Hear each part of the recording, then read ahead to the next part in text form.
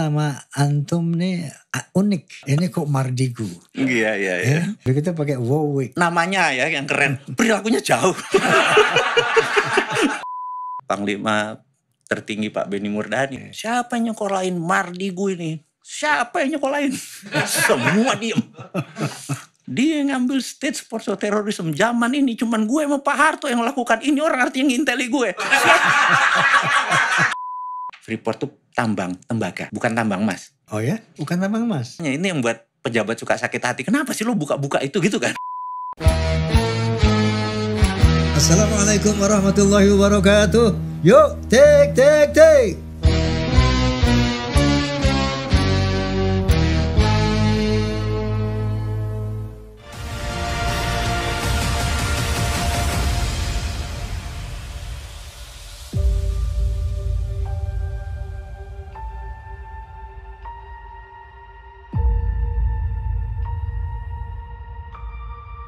Assalamualaikum warahmatullahi wabarakatuh. Waalaikumsalam. Pemirsa juga Forsa, rahimakumullah. Kali ini tamu saya, Masya Allah, luar biasa. Seorang tokoh, boleh dibilang multi talented. Beliau seorang pengusaha, seorang pengamat politik, pengamat ekonomi. Keren banget. Kemudian beliau punya basis pendidikan, keren, coba lihat. Criminal Mind, wow. Dan juga investigator dibilang apa? Kriminal gitu. Baik, tepuk tangan buat Bosman.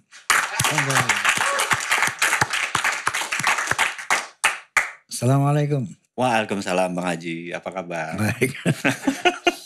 Assalamualaikum bos. Gak salah dong. Bosman juga, bos beneran juga. Oke, pertama terima kasih banyak atas kehadirannya.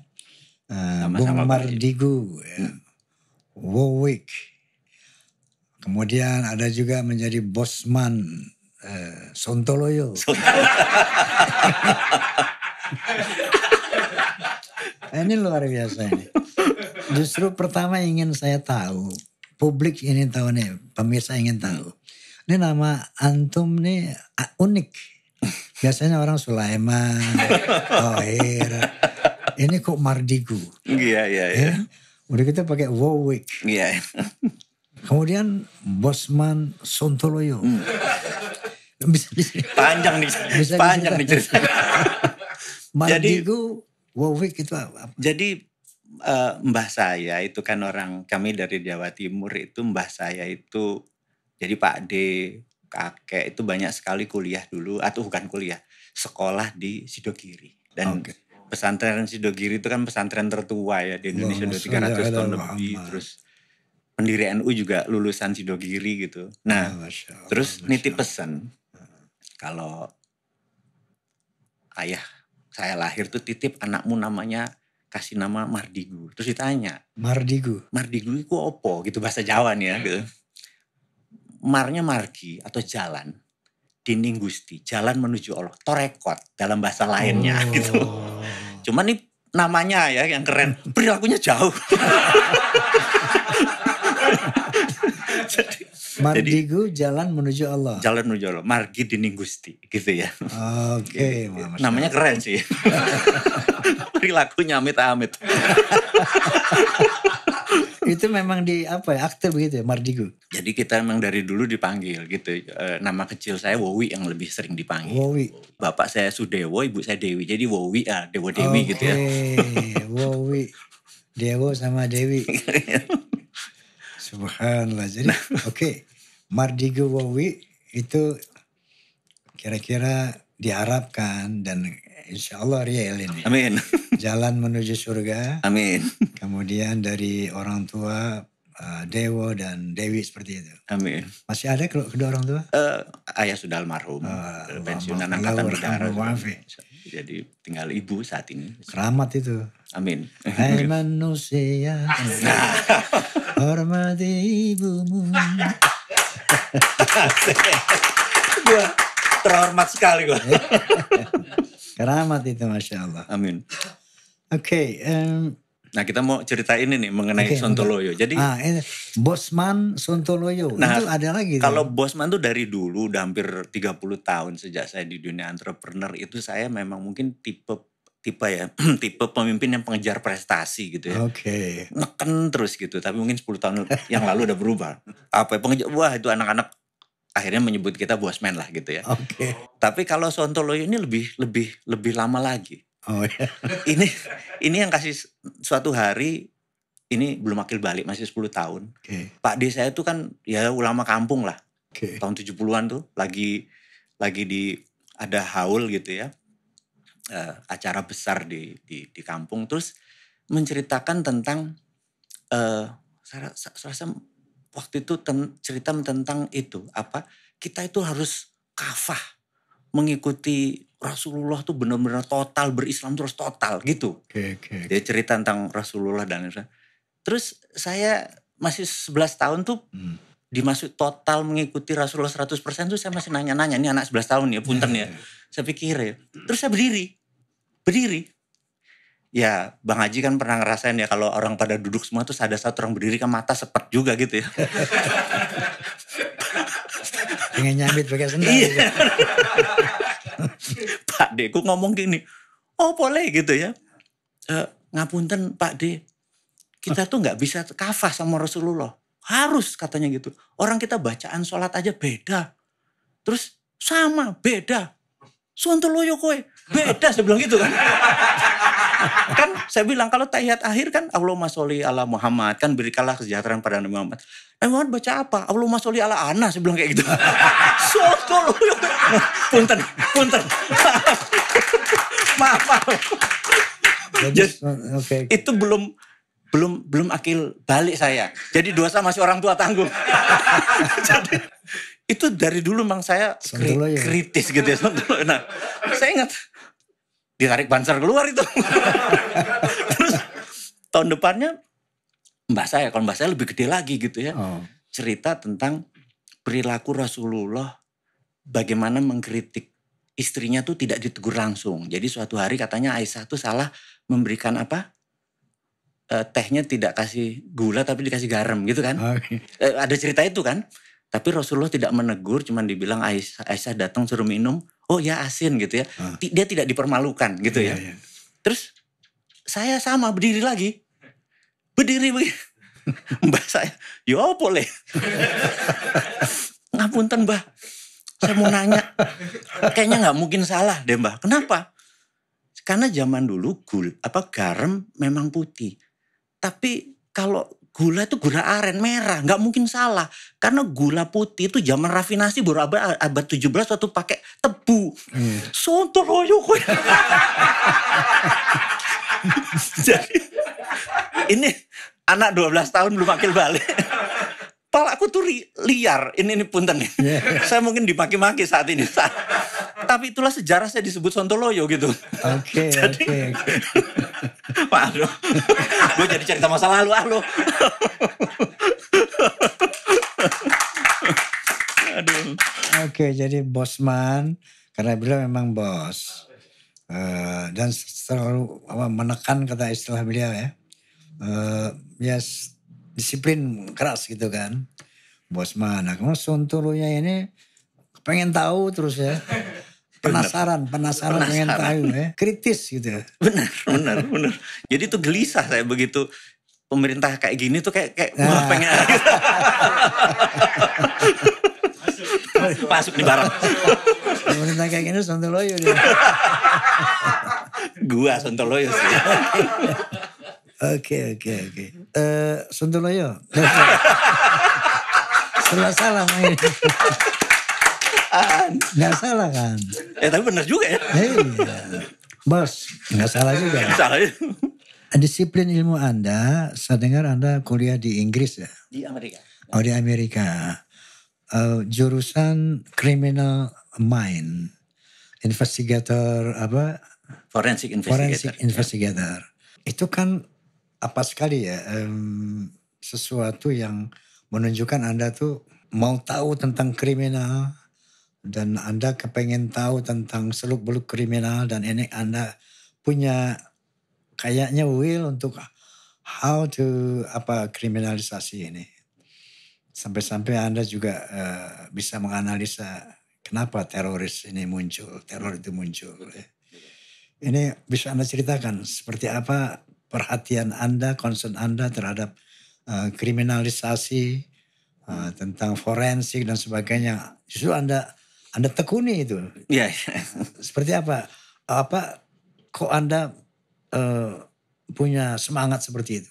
Kalau boleh jujur, jadi waktu kita berangkat sekolah ke negeri seberang itu karena mungkin saya dulu yang bercita-cita pengen dari kecil tuh maksud dari umur kelas 2 SD kali. Okay. Saya jatuh cinta sama rumahnya Biden itu, White House itu. Saya gunting gitu, kemana-mana saya bawa. Itu siapa presidennya?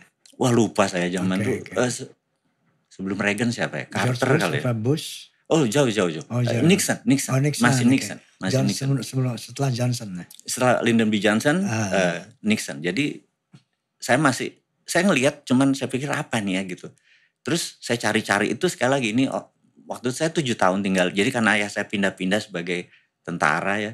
Dipindah-pindah, suatu hari saya ada di Palembang, Sumatera Selatan. Terus itulah pertama kali saya ngelihat tuh di gambar itu, saya gunting di koran tuh saya ngelihat. Terus saya ngayal aja saya mau sekolah di sini gitu. Nah, suatu hari kan lagi main kelereng tuh zaman dulu ya. Tahun 70 kan main kelereng, gak tau anak sekarang main apa, gue main TikTok kali ya. Gimana? Lagi main kelereng. Nah, dulu tuh kan celana coklat ya, karena kan main pakai tanah kan gitu. Jadi begitu keluarin 3 kan, main pot kan 3 sama 3 kan, ini keluar ditampil gitu ya. Ada yang ingat kan ya teman-teman ya? Pas saya ngeluarin banyak 3 gitu, gambarnya keluar. Terus teman saya lihat gitu ya, apa nih ya, aku nak sekolah di sana. Mak mana wong dusun gitu ya. Gimana caranya orang dusun lu mau sekolah, orang rumah kita masih tanah, lantainya tanah gitu kan. Ini wong gitu galo nih. Ya wong gitu galo, wong kilo galo.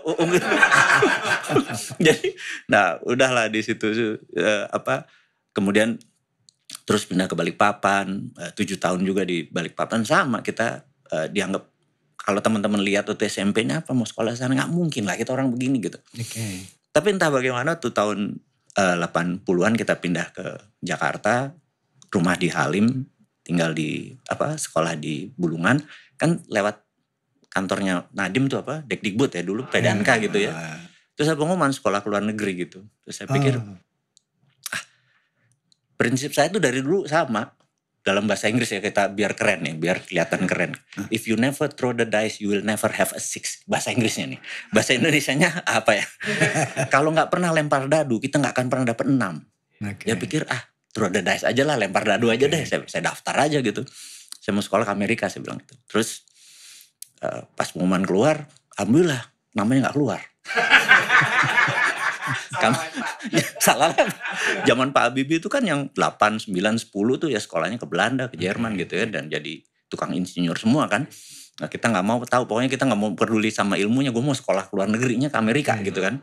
Nah, apa mau tahu Amerika, mau lihat Hollywood bagaimana? Itu lihat gambar White House itu aja tadi. rumah putih itu. Terus akhirnya entah gimana 1 minggu kemudian ada pengumuman surat datang ke rumah menghadap lantai 4 di Dekdikbud gitu. Saya pikir ya udah saya berangkat, ada 1 cowok anak pakai putih abu-abu, saya juga putih abu-abu. Terus saya lapor, oh iya kamu kesana dulu kesana gitu kata si bapak 3 ini. Terus nggak lama pejabat datang pakai dokumen besar itu. Mana 2 anak itu katanya itu. Itu Pak anaknya, itu dibanting abang dokumennya. Pak, lu kurang ajar ya, lu mau sekolah ke Amerika, bahasa Inggris aja lu nggak bisa, ngimpinya masih pakai bahasa Jawa.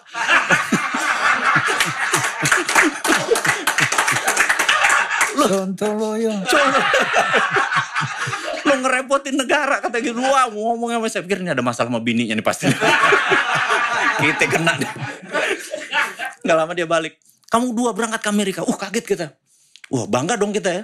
Terus dia bilang, jangan bangga dulu, lu berangkat bukan karena pinter, ada 6 tempat ke Amerika, cuman lu berdua yang daftar kan.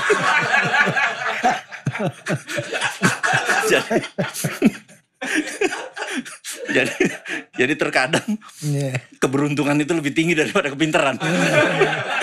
Benar.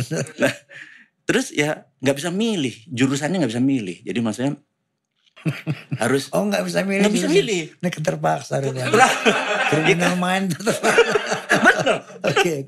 Jadi waktu sekolah S1-nya atau bachelor-nya ngambil namanya Applied Psychology in Business atau aplikasi psikologi untuk bisnis gitu ya.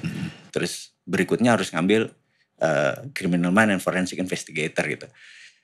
Semua tuh ya yang penting gue lulus, bener gak? Apaan gak ada. Yang penting ada titelnya. Yang penting sekolah ke negeri seberang kan, gitu kan. Terus pas pulang, belum boleh pulang, harus buat semacam disertasi, tapi bukan gelar doktor gitu ya. Terus ambillah saya, udahlah mana yang cepet aja, ambillah state sponsor terrorism, jadi tindakan teroris yang dilakukan negara gitu ceritanya. Oh. Gitu ya, udah pulang, ternyata pulang. Teror yang dilakukan negara. Ya, state sponsor terrorism. Oke. Gitu terus. Ini nggak umum nih. Nggak umum. Nah sampai pas pulang, saya siapa yang bayarin saya gitu kan?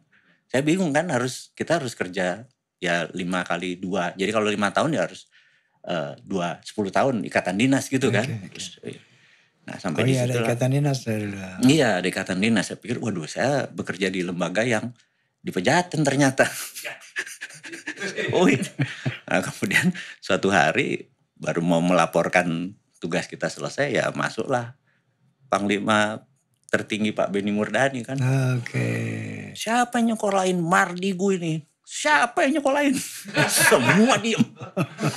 Dia yang ngambil state sponsor terorisme zaman ini, cuman gue sama Pak Harto yang lakukan. Ini orang artinya nginteli gue.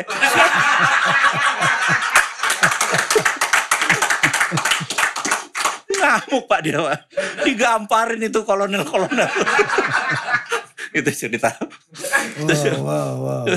Mulai sekarang udah, lu gak usah ikatan dinas, keluar lu katanya gitu. Wah alhamdulillah, bener gak? Tapi ya itulah, saya berutang banyak sama negara ini. Jadi kalau negara minta untuk diperbantukan di sektor-sektor yang negara butuh saya, ya samina watona. Siap gitu aja sudah. Ya gitu. alhamdulillah. Gitu. Tadi itu luar biasa ya. Jadi sesuatu disiplin ilmu yang sebetulnya nggak ada will gitu ya. Karena terpaksa aja. Pokoknya gue dapat apa dari sertifikat dari luar negeri gitu. Gitu kan? aja. Oke. Kemudian Anda dikenal juga sebagai businessman yang sukses. Makanya tadi ada istilah bossman kan. Sebelum saya bicara sama Anda mengenai bisnis Anda, bagaimana menurut pendapat Anda perekonomian di Indonesia dibandingkan dengan katakanlah ASEAN lah, apakah dalam baik-baik saja atau tidak sedang baik-baik saja? Seperti apa bisa Anda ceritakan? Jadi saya ini ada kegelisahan di dalam diri, terutama yang mungkin 5 tahun terakhir. Karena saya merasa negara tuh memberikan saya tuh banyak banget. Sorry. Ini dalam konteks, beliau ini pengamat geopolitik dan geoekonomi. Betul. Nah jadi punya kapasiti untuk menjelaskan ini. Geopolitik, geoekonomi. Nah dari geoekonomi seperti apa Indonesia? Jadi kita kembali ke, jadi saat ini ukuran kita untuk negara disebut makmur. Itu kalau negara tersebut GDP per kapitanya adalah 12.800 per orang per tahun. Dolar. 12.000 per orang per tahun. Hampir 200 jutaan kira-kira. 200 juta? Per orang per tahun. Itu disebut negara makmur. Negara maju, makmur. 200 juta per tahun. Nah Indonesia per hari ini adalah 4.200 dolar per tahun atau sekitar 69 jutaan. Katakanlah 70 juta. Jadi hampir sepertiganya. Kita masih sepertiga disebut negara maju. Gitu. Kita merdeka tahun 45. GDP per kapita kita 4.200. Di sini yang kalau saya suka bilang, ini ada salah kelola. PDB kan?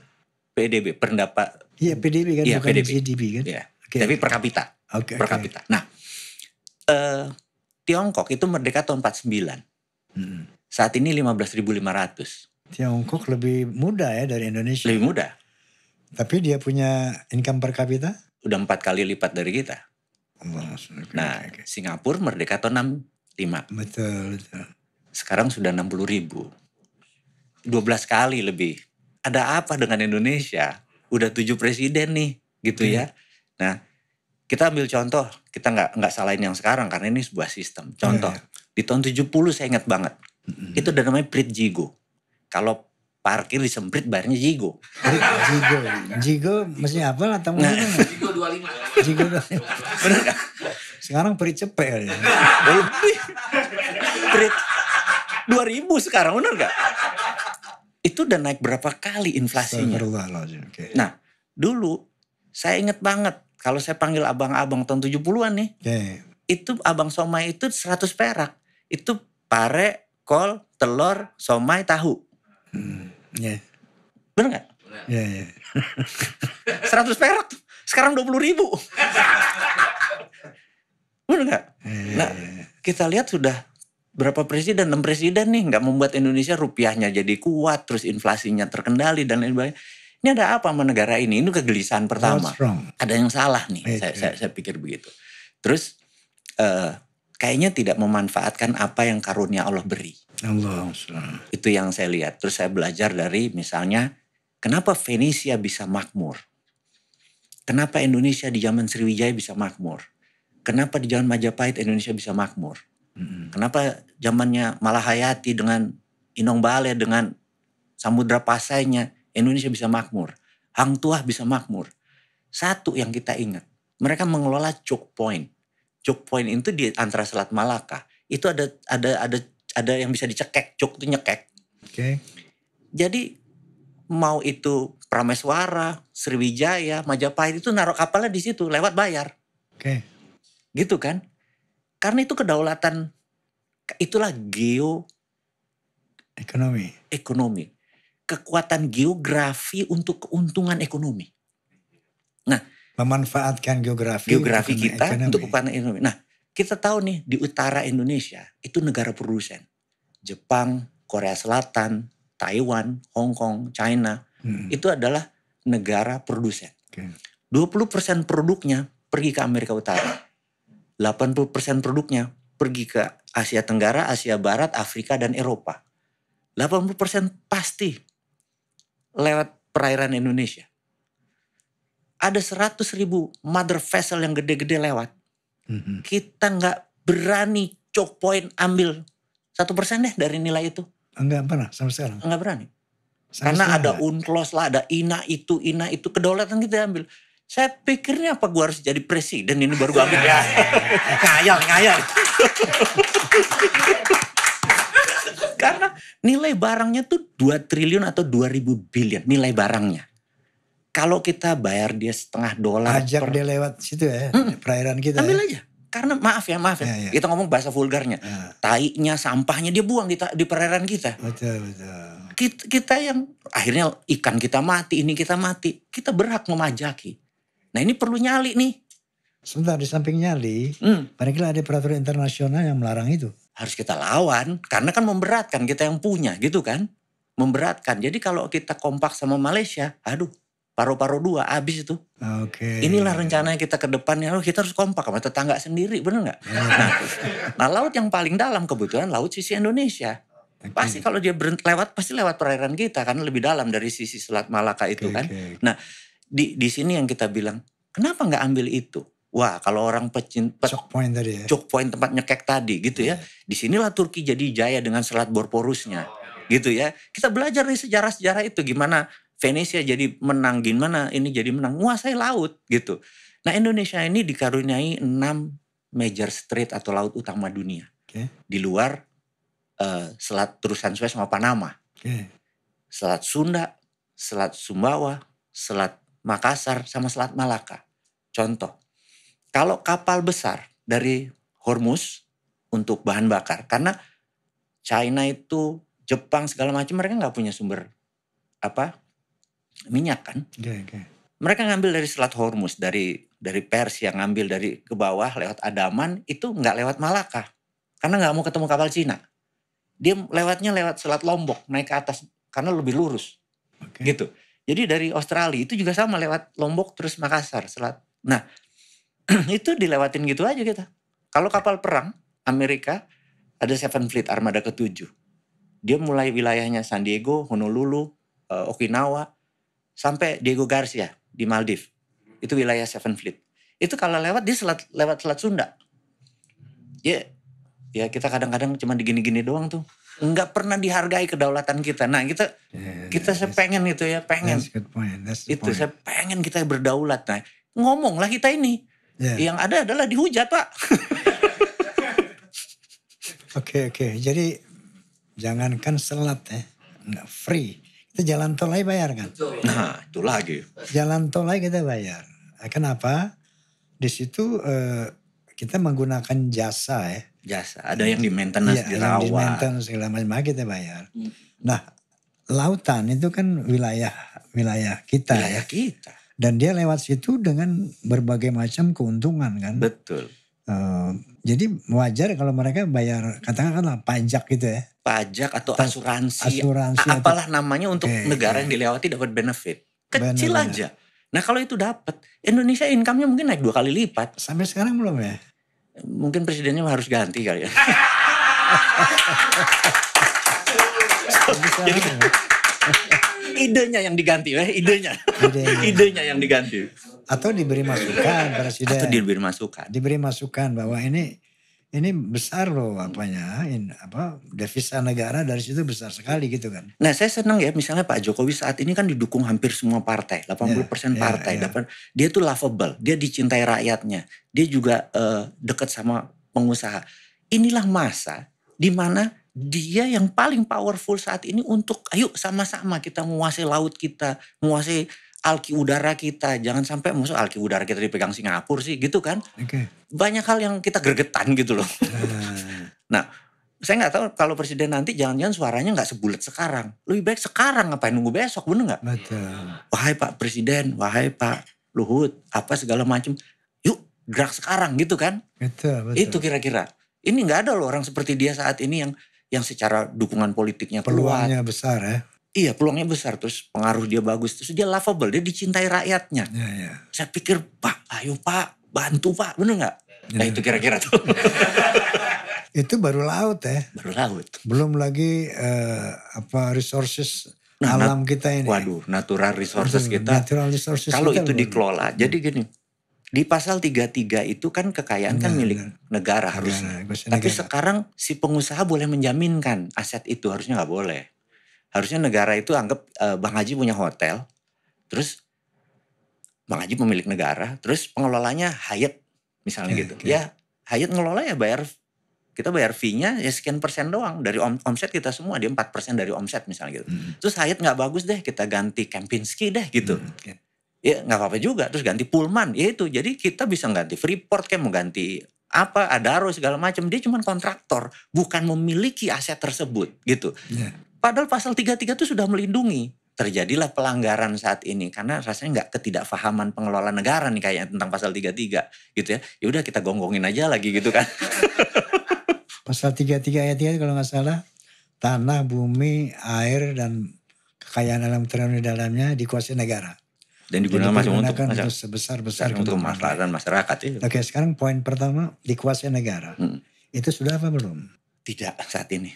Tidak diaplikasikan. Jadi contoh ya, sebagai contoh. Jadi saya sebenarnya salah satu yang saya mempromosikan ini adalah dulu di zaman Pak Ibnu Sutowo. Sewaktu Pak Harto menyuruh Pak Ibnu Sutowo membangun Krakatau Steel, membangun pupuk kimia Gresik. Pak Ibnu gak punya duit. Terus apa yang dia lakukan? Dia mengambil sekeping teritori penghasil oil and gas. Dia terbitkan namanya Sovereign Wealth Fund atau SWF, Sovereign Wealth Fund. Jadi dia forward, dia misalnya katakanlah nilainya ini angka dari langit ya, 1.000 billion gitu. Dia tarik ke depan uang itu. Uang itulah yang dibuat membangun Krakatau Steel dan pupuk kimia Gresik. Tidak ngutang, tapi memforward kita punya aset. Jadi aset kita ini bukan menjadi alat komoditi, dikelola dan dijual belikan, tetapi menjadi alat tawar. Gitu ya. Nah, itu ada jurisprudensi, ada contohnya. Dulu namanya kuda laut namanya BUMNK, Badan Usaha Milik Negara Khusus. Sekarang jadi SKK, namanya SKK Migas. Nah, kalau negara ini Kementerian SDM-nya menciptakan misalnya SKK Minerba, maka seluruh mineral batu bara adalah dikuasai negara. Nah ini bisa di-forward. Sehingga ini buat ngebangun jalan tol, jalan apa segala macam itu nggak perlu utang gitu ya. Tapi ini cuma beda mazhab di dalam membangun ekonomi aja. Ini kita gregetan kok ini mazhabnya ngutang sih gitu ya. Oke, Bos. Bosman, kita tahu bahwa bagaimana untuk mengeksplorasi kekayaan alam yang berlimpah ini, itu kan membutuhkan high technology, Betul. membutuhkan modal yang besar. Nah barangkali di sini permasalahan kita. Kita harus import high technology atau menggunakan teknologi asing. Betul. Kemudian modal yang digunakan untuk eksplorasi itu juga teramat sangat besar dan kita nggak punya dana itu. Nah di sini mungkin akhirnya pemerintah kita kayak joint venture gitu ya, kerjasama bagi hasil. Oke, Anda sekian kita sekian. Barangkali ini yang mesti lebih di proporsi barangkali. Masalah proporsi seperti Freeport misalnya kan. Betul. Proporsionalnya ini yang barangkali belum ketemu sehingga kita katakanlah quote and quote cenderung belum berdaya, belum apa. Seandainya kita pakai expertise dari luar, misalnya orang-orang dari luar, teknologi pakai dari luar, modal dari luar. Tapi kalau pembagian itu proporsional, saya rasa nggak ada masalah juga. Seperti apa menurut Anda? Saat ini hal itu yang dilakukan. Apa itu kan? Saat ini dilakukan. Di situ yang saya gregetan. Karena ada ribuan cara kok yang dipakai cara itu. Contoh. Ini sontoloyo. Dia lihat aja selain. Apa itu? Contoh nih. Dulu di tahun 2017 saya ingat. Saya dipanggil oleh senior kita, Ibu Ketua One Team Press. Terus dia cerita bahwa APBN Indonesia itu 2.000 triliun, terus yang dapat dari pajak dan lain sebagainya 1.700, jadi short 300. Terus saya bilang, gimana nutupi 300-nya? Ya ngutang. Saya bilang, gak berani printing money? Gak berani kami. Gitu ya. Printing money kan harus ada jaminan itu, Mas kan? Nah, ini yang saya bilang, kamu ada solusi Mas? Saya bilang, Ibu, kalau Ibu nanya, seorang Sontolo ini ada ide terus Bu. Saya bilang, mau gak Ibu kasih DMO? DMO itu namanya Domestic Market Obligation. Jadi contohnya gini, Freeport itu kan menghasilkan 3 juta metrik ton koper konsentrat. Freeport itu tambang tembaga, koper, bukan tambang emas. Oh ya? Bukan tambang emas? Tambang koper. Karena ini namanya Tembagapura kan. Nah, yang kita tahu selama ini emas ya. Nah, kopernya tadi diekspor, Indonesia cuma dapat pajak dari koper. Diekspor ke Okinawa. Di Okinawa ini Mitsubishi yang punya. Dari koper tadi dirubah jadi anodized lime, diproses lagi, ambil di refine. Di refine itu ambil CU-nya dipisahkan murni atau koper. Itu kan smelter masih di luar. Iya. Tapi sekarang udah di sini kan. Namanya blister, nanti saya terangin. Jadi begitu AU-nya atau emasnya, jadi 100 ton setahun tuh ya di Okinawa, ya di Rio Tinto di Spanyol gitu loh. Di sana hasilnya kita cuma dapat ini. Gitu ya. Jadi waktu diambil Freeport pun kita cuma dapat benefit dari ini. Nah, saya bilang sama Ibu One Team Press, Bu, kasih saya DMO dari koper konsentrat. Jadi dari 3 juta, kan 1 juta buat Gresik, blisternya Gresik. Dari pabrik Gresik ini tidak menghasilkan refine, tidak menghasilkan emas. Dia menghasilkan namanya anodized lime. Anodized lime ini dikeluarin lagi. Jadi bukan AU, bukan emas, bukan PT, bukan platinum, bukan bukan uranium. Di sana keluarnya gitu. Jadi kita nih ngomong apa adanya, ini yang buat pejabat suka sakit hati. Kenapa sih lo buka-buka itu gitu kan? Nah, kita lanjut ceritanya nih. Kan kita mau nyelamatin NKRI kan. Kita NKRI garis lucu kan kita ini kan. Sontoloyo namanya. Saya bilang, Bu, kasih saya DMO, Bu. DMO-nya mana? Yang 2 juta metrik ton itu harus DMO kan namanya domestic market obligation. Artinya kalau saya megang surat itu, secara peraturan WTO, barang tuh nggak boleh keluar sampai domestiknya terpenuhi. Nah begitu kita punya, Freeport nggak bisa keluar kan, ngirim ke sini. Terus kamu buat apa? Saya mau buat pemurnian, Bu. Jadi smelter dan refine. Jangan sekedar di smelter doang, tapi di refine, dimurnikan. Saya mau buat pabrikan. Di mana? Di Pasuruan, Bu. Gitu. Gitu ya. Ini kan asal untuk for the sake of discussion lah ceritanya gitu kan. Gak benar. Gitu. Terus kalau kamu punya domestic market obligation, saya akan bangun kira-kira $2 billion. 30 triliun modalnya. Kamu punya duit? Punya, Bu. Loh apa caranya kok punya? Gini, Bu. Kan saya akan menghasilkan 100 ton emas, Bu. Kalikan 20 tahun. Kan itu 2000 ton. Ini akan menjadi underlay-nya BI. Untuk printing money. BI kasih saya surat aja. Bahwa surat jaminan dari Bank Indonesia. Ini saya bisa tarik dana ke luar negeri. Karena dia bakal punya 2000 ton kan. Gitu, ini cerita untuk sederhananya. Masuk akal ya kata dia gitu. Jadi dengan adanya ini kita bangun, Bu. Gitu. Begitu ini bangun kan emasnya beneran keluar. Jadi suatu hari begitu diminta pembayarannya, ya BI udah punya uang beneran. Tapi kan tetap utang juga itu kan. Pembangunannya hutang. Ya. Tapi asetnya lebih gede dari utang kan. Ini kan cuma 2000 ton itu kan hampir 200 billion dolar. Ini cuma 2 billion gitu kan. Wah, ini solusi Mas. Sebentar lagi ketemu Mas Jokowi bisa. Oh siap, saya bilang gitu. Oke. Ya sampai sekarang gak nemu-nemu. Ini Masya Allah ya.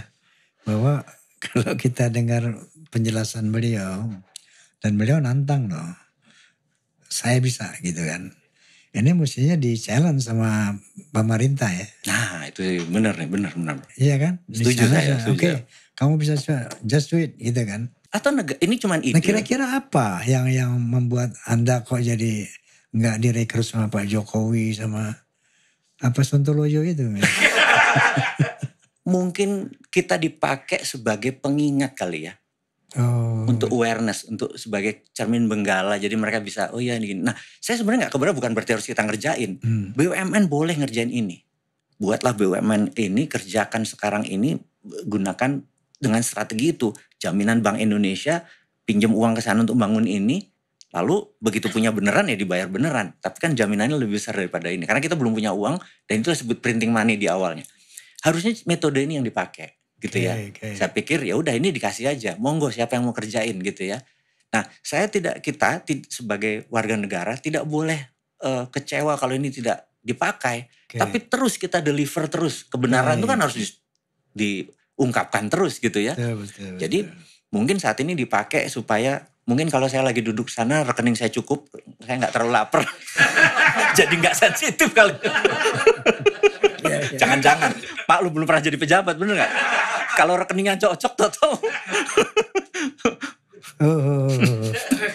Jadi kontribusi kita terhadap pembangunan bangsa ini, saya rasa nggak harus selalu menjadi pejabat eksekutif lah, legislatif lah.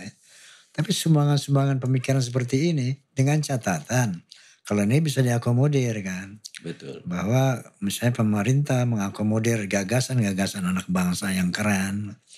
Itu kan suatu kontribusi yang positif. Yang seperti saya pernah dengar JIS dibangun itu tanpa teknologi asing, tanpa expertise asing.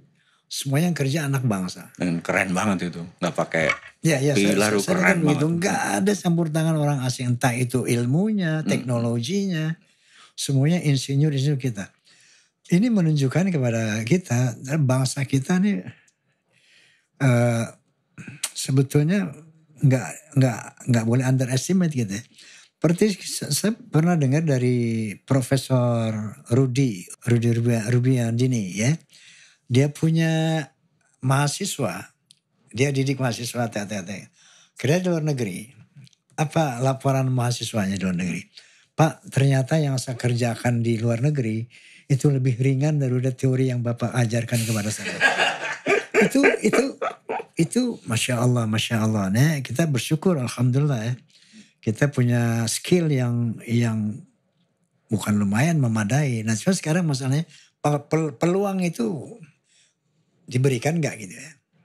Peluang itu diberikan untuk anak-anak bangsa sesuai dengan bidangnya masing-masing itu kan. Jadi Anda pun telah berkontribusi walaupun sebagai apa tadi garis lucu. Itu dengan demikian kalau beliau-beliau di sana menggunakan teori Anda kan Anda telah berkontribusi ya. Insya Allah. Ya, kayak gitu. Jadi kita nggak pernah berhenti kok mencintai negara ini. Itu. Kan salah satu iman kan? Betul. Mencintai negara itu. Hubbul watan minal iman. Amin. Ya itu. Minum dulu. Amin. Bismillah. Biar tenang gue.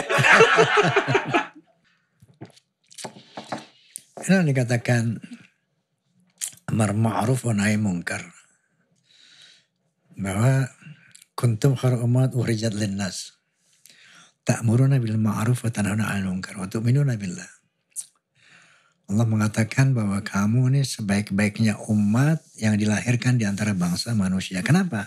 Karena ada konsep amar ma'ruf menyuruh kebaikan, nahi munkar mencegah kemungkaran. Dan konsepnya jelas. Ud'u ila sabili rabbik bil hikmah wal mi'azatil hasanah wajadilhum billati hiya ahsan. Serulah kebaikan, cegahlah kemungkaran bil hikmah, dengan sains, dengan ilmu, dengan argumen. Ya. Hikmah juga bisa dengan bijak. Benar.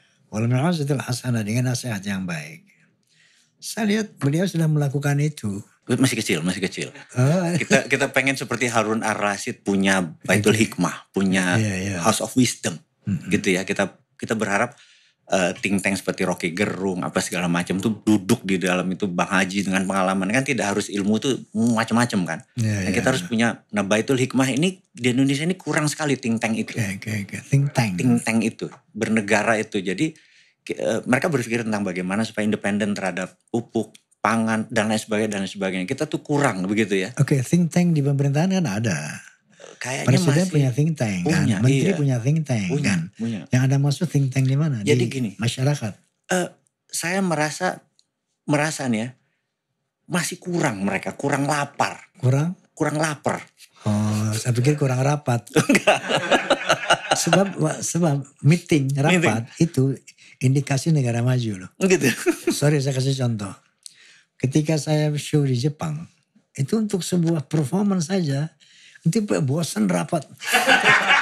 Rapat lagi, meeting lagi. Nah, apaan sih cuma gini gitu. Saya pikir tadi animenya kurang rapat. Enggak. Jadi kurang lapar gitu. Gitu. Jadi kita mau mengingatkan bahwa Indonesia ini masih ranking 16 di dunia ini sebagai negara besar. Emang G20 kita masuk 20 besar, tapi masih nomor 16. Indonesia GDP-nya masih 1,2 triliun atau 1.200 billion dolar. Masih jauh di bawah India. India tuh 3,4 triliun. India tuh lebih kaya 3 kali dari Indonesia. Jadi kita kadang-kadang melihat India tuh kumuh gitu ya. Itu karena propaganda media, bukan karena aslinya. Gitu. Jadi kita harusnya Indonesia tuh bisa 4 kali lebih powerful dari yang sekarang. Nah saya lihat mereka masih lupa, masih saya masih gregetan. Nah, itu kita pengen ngingetin. Hanya pengen ngingetin aja bahwa Indonesia harusnya gak ada stunting, gak ada kurang gizi, gak ada. Gitu. Buktinya masih ada, kita 10 provinsi kita ini. Itu yang masih gregetan. Terus obat kita 100% bergantung dari luar. Amlodipin kayak obat tekanan darah tinggi, apapun itu dari luar. Gitu ya. Kenapa jamu kita gak bisa berdaulat dan lain sebagainya. Itu kegelisahan itu aja. Karena itu saya pikir terutama ya sejak tahun 2002, sejak Indonesia berubah menjadi undang-undang 2002 bukan 2045. Dimana banyak lagi perubahan-perubahan sehingga PMP Pelajaran Pendidikan Pancasila itu tidak sedalam dulu lagi. Saya gelisah gitu loh. Anak-anak sekarang ini terutama yang usianya mungkin anak-anak zilenial ini ya, yang generasi TikTok gitu. Itu gak ngerti bernegara gitu ya. Rendah sekali pemahaman bernegara. Gak ngerti sejarah. Mereka alfa sejarah. Bahwa Indonesia itu bangsa yang superior tuh dari dulu. Kita itu ada bencana Tambora yang mematikan hampir banyak umat manusia. Dan ini bangsa Indonesia itu di Tambora survive. Kemudian tragedi di Toba. Itu dunia rata. Kita tuh unggul, hidup lagi bangsa Indonesia. Krakatau meledak lagi, kita masih survive. Jadi yang tersisa ini benih-benih survival dari kemampuan hidup yang besar sekali. Bangsa Indonesia ini gitu. Jadi Indonesia ini layak jadi bangsa besar. Tetapi sejarahnya dilupakan. Kesannya bahwa Tiongkok lebih besar dari Indonesia. Amerika, padahal Amerika gak punya sejarah. Amerika create sejarahnya. Nah, kita ini harus mengangkat lagi sejarah kita gitu ya. Nah, untuk membawa esprit semangat kenegaraan. Nah, bukan untuk membeda-bedakan yang lain, tapi spiritnya supaya kita ini tidak bergantung kepada asing. Nah, saya ingin membawa, ya udah saya buat aja video narasi yang karena saya nggak nyaman sebenarnya saya kan introvert banget, saya nggak nyaman ada di depan itu, jadi saya udah pakai suara aja gitu. Saya pikir dengan narasi itu mereka lebih fokus ke tema isi acaranya daripada ngeliatin gue yang nggak keren ini gitu kan. Orang sepet duluan lihat orangnya dengan narasinya aja gitu. Nah, narasi ini berurutan. Saya tuh ada nawa itu untuk membuat 1000 cara video cerdas bernegara. Saat ini baru 960-an dan kemudian ada seri kedua 500 video mencari sila kelima. Saya merasa sila kelima tuh hilang. Keadilan sosial bagi seluruh rakyat Indonesia tuh hilang. Saya merasa sih. Nah, tentunya kan perubahan itu ada rumus dalam teori psikologi namanya ABC, awareness before change, bahwa perubahan atau change itu nggak pernah ada kalau kita nggak aware, nggak sadar. Jadi kita bangun aja kesadarannya, kesadaran bernegara, bahwa politik itu cuma salah satu sendi bernegara. Jadi ada Polek Sosbudhankam, ada ideologi politik, sosial budaya pertahanan keamanan, itu diingetin satu-satu bahwa saat ini budaya kita lemah gitu ya. Nah, sejarah budaya kita tahu bahwa negara disebut negara superpower itu ada 3. Secara ekonomi dia top 3, secara militer dia top 3, dan secara budaya dia top 3. Amerika punya Hollywood, India punya Bollywood, Korea punya K-pop, Korea Selatan, China punya Macau dan Hong Kong, Indonesia punya dangdut. Ini harusnya dibawa sampai di seluruh diskotik seluruh dunia, harusnya bisa. Nah, tool ini harusnya negara yang bawa. Jadi contoh nih, saya contoh tentang K-pop ya. K-pop ini dia mau mempromosikan make up, kan dia number 1 di dunia kan urusan.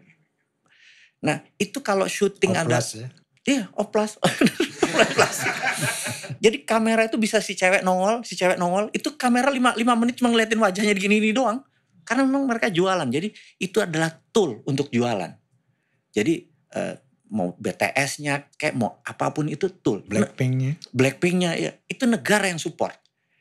Hollywood itu negara yang support. Bahkan tidak ada satu film Hollywood pun yang tidak ada bendera Amerikanya. Entah di topi, entah di baju. Itu didesain gitu. Bahkan kemarin Singapura membuat Crazy Rich Asian. Itu pakai film Hollywood. Itu untuk mempromosikan Singapura gitu ya. Nah, ini kalau saya jadi Dekdikbud atau Kemenparekraf, Bang Haji Omah Irama gue kasih 1 triliun ya. Untuk main di world class gitu, di dunia gitu loh. Main di Wembley kayak gitu loh. Bener gak? Nah, saya pikir kok gak paham ya menggunakan kekuatan budaya itu gitu. Ya ini gerutunya seorang Sontoloyo sih. Ya menarik. Bung Bosman, tadi Anda mengatakan bahwa sila kelima ya? Ya, mencari sila kelima. Mencari sila kelima, keadilan sosial. Itu sebetulnya goal daripada perjalanan Pancasila. Banyak sekarang kita mengatakan, aku Pancasila. Saya sering bertanya, seperti apa orang yang Pancasilais itu? Ya. Bahwa sekarang ada lagi politik identitas tidak dibenarkan. Nah, sementara semua ini kita punya identity. Bukan hanya Islam yang identitas. Semua agama itu identitas. Bahkan ateis pun itu identitas. Ya. Baju aja identitas. Identitas ini sesuatu yang enggak make sense itu. Negara ini, astagfirullahaladzim, itu the founding father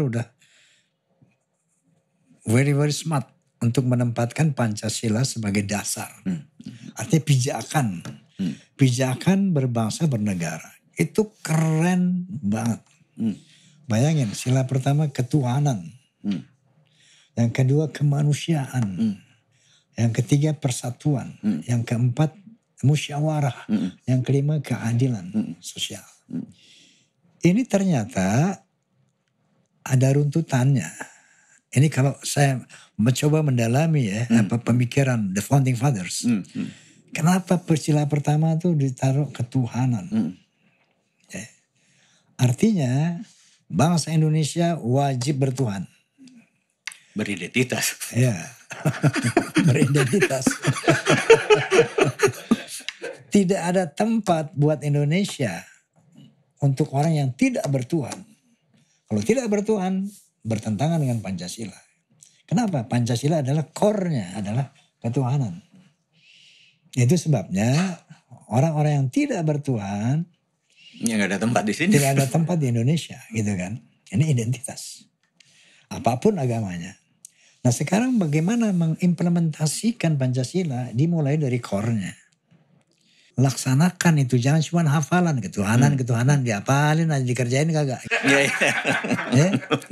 Jadi kalau ada seorang muslim nggak pernah sholat, bukan Pancasilais, belum Pancasilais.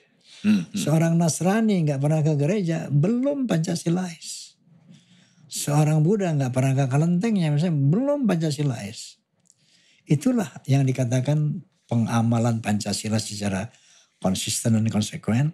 Kalau core-nya sudah dilaksanakan, ini sila kedua, pasti kemanusiaan kita sangat beradab. Pasti. Dan adil. Kenapa? Karena semua agama mengajarkan itu. Humanity yang beradab.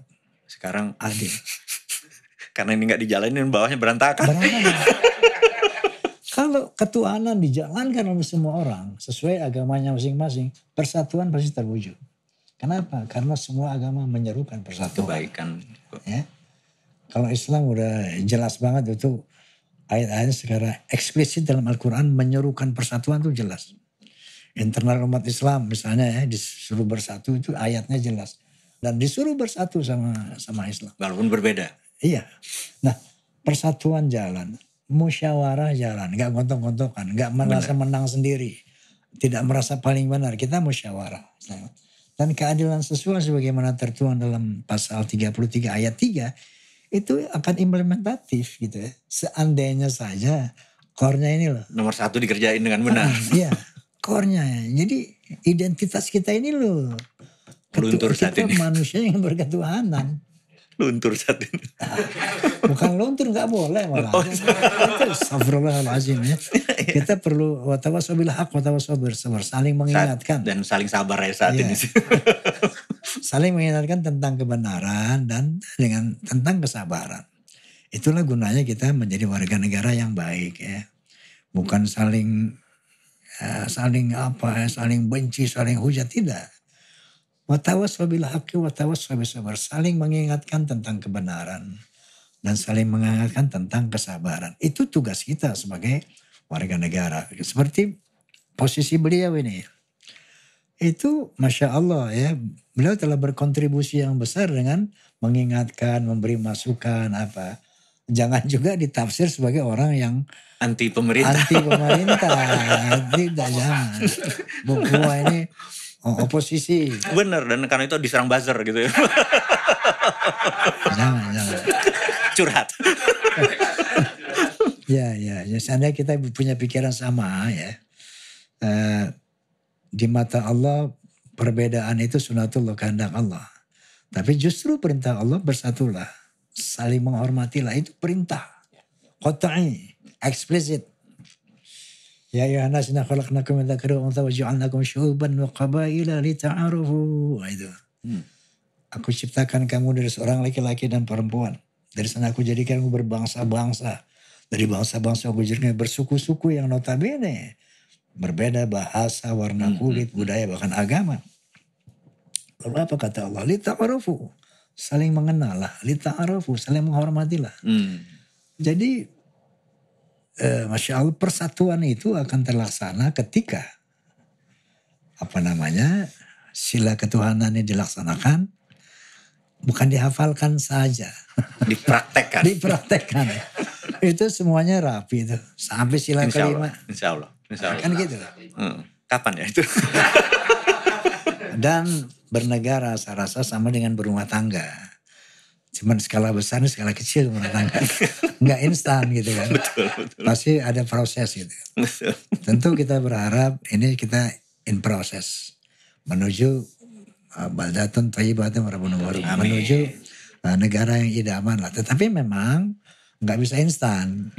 Terus setiap pemerintahan kan merupakan batu-batu. Untuk membangun suatu negara yang makmur. Enggak blok gitu. Enggak ujuk-ujuk. Jadi beliau ini dalam konteks geoekonomi, concernnya terhadap UMKM. Apa konsep Anda untuk membangun usaha menengah ini yang memang itu majority di Indonesia ini? Dulu sih sebenarnya nggak terlalu peduli ya, maksudnya dalam proses menjadi jati diri itu waktu masih muda tuh kadang-kadang kan self center apa gue gitu ya, saya ngomong apa adanya nih, kayak bukan manusia yang perfect gitu ya, selfish gitu. Sampai 20 tahun pertama bisnis saya adalah oil and gas. Jadi dunia perminyakan itu udah bawah sadar saya gitu. Kira-kira saya tuh mau mengubah, kemudian saya menjual seluruh perusahaan tersebut. Kemudian saya ada hal yang ya mulai kesadaran pendewasaan kan muncul setelah kita banyak membantu dulu di Kementerian Pertahanan sebagai staf khusus Menteri Pertahanan untuk bidang intelijen ekonomi. Kita berkontribusi banyak lah untuk ini. Saya mikir-mikir kayaknya memang harus, saya tahu pemerintah udah terlalu sibuk, udah dengan banyak hal, apa sih yang bisa kita perbuat gitu ya. Lalu saya memperhatikan ada kegelisahan adalah saya itu merasa tidak nyaman dengan sistem perbankan saat ini. Jadi karena sejak dulu itu sebelum IMF masuk, zamannya Pak Harto, itu kita boleh namanya asset based loan dan project based loan. Jadi kalau kita perlu dana, kalau kita dapat project dari Pertamina, katakanlah 1 miliar untuk ngelas pagar, maka kita bisa menjaminkan project tadi ke bank untuk pinjem untuk kemudahan kita. Nah, berdasarkan project. Sekarang project based loan nggak boleh, tapi dipakai namanya asset based loan. Jadi loan itu baru keluar kalau kita punya aset. Jadi nggak perlu proyeknya. Ada tanah nggak? Ada properti nggak gitu kan? Nah, saya merasa ini pemiskinan. By system kita dimiskinkan karena manusia Indonesia yang memiliki aset hanya 7%. Hanya itu yang bisa minjem ke bank. Yang 93% nggak bisa. Contoh, punya ayam geprek 10 lokasi, tempatnya nyewa. Mau buat cabang ke 11 atau 12. Perlu minjem, bank bilang ada aset, nggak punya. Tapi dia punya bisnis, udah 10 tahun tuh jalanin bisnis. Iya kan? Nah, kok udah sekian lama kok nggak berkontribusi untuk menolong yang mikro, kecil, menengah ini. Karena kalau pakai bank lagi, jaminan lagi gitu kan. Nggak punya kan. Nah, saya pikir ada solusinya. Saya mencoba merenung. Jadi suatu hari, ini boleh buka sedikit cerita tapi mungkin agak nyeleneh gitu ya. Saya ke Israel, ada sebuah perjalanan operation yang saya harus ke sana gitu. Di sana itu waktu dulu banyak sekali ya di mana-mana bilang wah pemerintah Indonesia nggak peduli sama orang-orang di Palestina yang ditembaki di perbatasan. Terus kita sebagai instrumen negara kita mengecek beneran nggak sih gitu ya, kita nggak mau gosip-gosip aja gitu. Anda sebagai instrumen negara saat itu? Waktu itu gitu resmi. Jadi tapi udah selesai kan sekarang ini. Jadi sekarang boleh ngomong gitu ya. Jadi ya dulu hari Rebo ya saya ini Spider-Man, hari biasa saya Peter Parker gitu ceritanya. Jadi yang waktu jadi Spider-Man ya kemana-mana gitu kan. Nah terus sampai di sana kita melihat, ternyata di perbatasan Israel itu penjaganya bukan Jew dan bukan orang Israel. Namanya missionaries atau tentara bayaran, private army atau soldier of fortune lah, namanya banyak sekali kan. Jadi mereka dibayar misalnya $1.700 per minggu. SOP-nya cuma gini doang, ada lewat door gitu aja udah. Karena mereka nggak mau warganya sendiri nanti dilemparin, diroket sama Hamas gitu kan. Jadi ada orang Uruguay, ada orang Banjar, macam-macam itu dari 50 negara. Jadi ya mereka karena profesional aja. Kerjanya profesional. Itu bukan orang Israel ya? Bukan. Mereka nggak mau warganya sendiri lemparin batu kan. Jadi oh iya bukan. Mereka komandan-komandannya iya. Tapi yang ditembaknya cuma begini kayak satpamnya gitu kan. Tapi kan full battle suit kan. Indoor gitu aja udah SOP-nya gitu. Nah ya kita harus menceritakan apa adanya. Nah terus saya datang ke kan mau ada dana mau dikirim gitu ya. Wah saya harus saya ke Hebrew Bank namanya di Tel Aviv. Saya pikir datang ke customer service kan. Wah ini cantik-cantik banget nih cewek-cewek ini. Saya pikir kayak Gal Gadot gitu kan. Kayak Wonder Woman gitu kan. Aduh susah nih kalau kayak gini gitu bawaannya pengen nafkahin aja. Pengen kontrakin. Kasihan aja bawaannya. Bawaannya kasihan loh. Dia bilang, I would like open account gitu. Oh iya gitu ya. Saya bilang $1,000 gitu segala macam. Terus bentar lagi saya ada ngirim agak besar untuk ini. Berapa bunga yang akan dapat? Muka langsung berubah. Muka berubah tuh marah. Hey, do you think this is Amerika? Katanya, lu pikir ini Amerika? Ini Israel. Kami percaya Taurat. Nggak ada bunga. Kaget saya. Jadi, bukannya gue dulu katanya Israel bunga. Itu Yahudi-Yahudinya Amerika kalau jangan samain nama ini. Jadi kita harus paham nih. Saya pikir, ini fenomena baru nih. Gitu kan. Terus saya bilang, oh iya sorry. Terus dia bilang, oh sorry my language. Gue gini-gini, gue marah. Lu bener-bener kita paham lah yang lu maksud. Tapi kami gak kayak gitu katanya. Kami percaya Taurat gitu ya. Oh oke. Jadi gak ada bunga juga. Sama seperti yang bener menegakkan Taurat, Injil dan Quran. Ini bener-bener gak ada bunga. Oh gitu ya saya pikir itu. Oh ya. Jadi saya baru belajar. Karena belajar di tempat kan lebih enak daripada denger dakwah. Bener gak? Ya. Terus saya lagi gini. Terus saya bilang gini.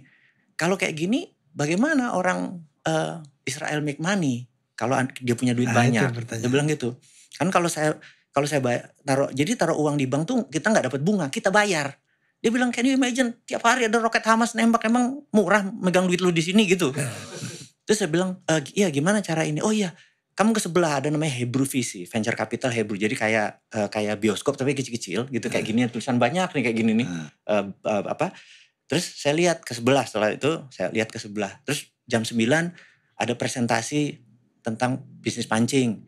Jam 10 ada presentasi tentang penyempuan emas. Jam 11 ada ini tentang mutiara gitu. Saya datang aja bener gak? Saya datang, saya lihat. Jadi ada satu orang berdiri, dia cerita. Dia udah 10 tahun berbisnis mancing, gini, suruh pengembang usaha. Dia akan memberikan 30% sahamnya untuk $150,000 gitu segala macam. Terus siapa yang minat? Oh gue minat 2.000, minat 3.000. Oh urun dana nih, oke. Jadi mereka bagi hasil langsung. Nah begitu selesai, nah mereka minta fee. Si visinya ini venture capital minta fee 5% gitu ya. Terus datang saya ke sebelah, saya ngikut. Terus saya tanya sama orang sebelah, excuse me, I'm new, saya orang baru di sini. Kamu, iya. Ini saya untung nih dari sini nih, bisa 20% setahun saya gini-gini, tapi ada pernah rugi segala macam. Nah di total gitulah cara kami make money. Jadi langsung dari kita untuk kita, dari rakyat untuk rakyat, tolong sesama. Saya pikir ini untuk UKM boleh nih kayak gini, bener gak? Iya kan? Nah pulang ke tanah air saya pikir udah saya ngebuat usaha seperti itu, saya bangun namanya Santara adalah perusahaan equity crowdfunding. Jadi UKM yang gak bisa pinjem bank karena gak punya jaminan, gak bisa listing juga di bursa efek karena nilainya belum besar karena masih omsetnya kecil. Tapi kan dia punya itu, nah sahamnya 30% tadi diurun dana, ada yang beli 2 juta, ada yang beli 10 juta gitu ya. Nah ini bisa bertumbuh. Nah alhamdulillah udah berjalan bagus, disemprit sama OJK. Ini belum ada peraturannya. Saya bilang, Pak kalau belum ada peraturannya kan bukan berarti haram, bener gak? Gitu kan? Gak bisa. Apa-apa tuh harus ada aturannya dulu. Pak di agama saya semuanya halal kecuali yang Allah katakan haram. Ini kalian semuanya haram kecuali yang Anda halalkan. Repot ya bernegara. Dilarang sama OJK. Iya, terus karena nggak ada peraturannya. Wah, akhirnya hampir 1,5 tahun. Ya udah, kita desain, kita rancang, akhirnya OJK keluar peraturannya. Ya Santara sebagai perusahaan pertama yang memiliki izin equity crowdfunding dan perusahaan terbesar saat ini. Jadi saat ini kami punya 300.000 investor yang menaruh uang antara 5 jutaan, jadi ada 1,5 triliun dana Ya UKM itulah yang nanti ya udah mereka kita kayak penghulu aja deh. Ini cowok, ini cewek nikah gitu, ini ya UKM-nya yang harus perform untuk kepercayaan dana masyarakat gitu kan. Ya kita ada fee jasa sedikit untuk itu. Nah, kita berharap ini menjadi lebih bergerak tumbuh yang saat ini. Ya itulah sedikit kontribusi Bang Haji. Mudah-mudahan faedah ini. Insyaallah. Jadi perusahaannya Santara ya. Santara. Itu bergerak untuk equity crowdfunding, urun dana UMKM. UMKM. Nah, ini lagi satu kontribusi dari seorang warga negara untuk pembangunan bangsa tanpa ada di ring pemerintahan gitu. Barangkali ada close statement untuk pemirsa. Saya pikir saat ini kita sebentar lagi akan ada pilpres. Ya pilihlah yang benar dan jangan pilih yang nggak benar dah gitu aja. Baik, jadi closing statement dari beliau sebenarnya ada pilpres, pilih yang benar, jangan pilih yang tidak benar. Kalau semuanya benar gimana? Pilihlah yang terbenar kan. Pilihlah yang terbenar. Yang bawa negara ini jadi kemaslahatan, jadi negara berdaulat. Yang di tahun 2045 kita menjadi, pada saat Indonesia menjadi 100 tahun negara Indonesia emas itu, kita menjadi negara nomor 1 di dunia, bukan nomor 2, bukan nomor 3 gitu. Terima kasih atas perhatiannya. Wallahul muwaffiq ila aqwamit thoriq.